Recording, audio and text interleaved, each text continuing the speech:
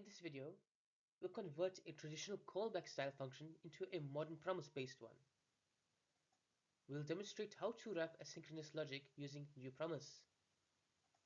This pattern helps modernize older code and improve readability.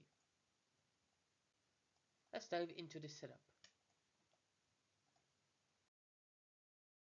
Callbacks work by passing a function as an argument, letting it handle the result later. Promises, however, are more declarative, allowing then and catch for handling outcomes. Now, we want to encapsulate the callback logic inside a promise structure. Here's what that looks like in code. We define a promised function that returns a promise. Inside it, we call the original callback-based function. If the callback gives an error, we reject it. If it succeeds, we resolve. Let's now see the function being used in real examples.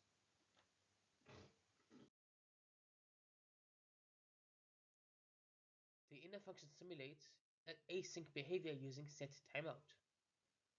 We add some logic to simulate success or failure. From the consumer's perspective, it behaves just like any modern promise. Time to test a few inputs and observe the results.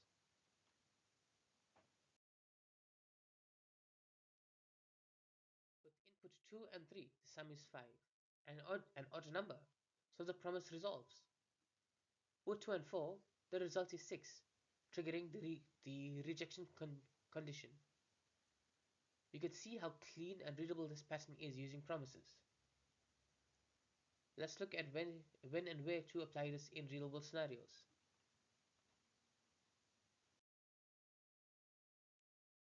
Many libraries still use callbacks, but we prefer async await in new code. You can convert almost any legacy function to promise form using this approach. It also makes error handling cleaner and test-friendly. Let's wrap things up.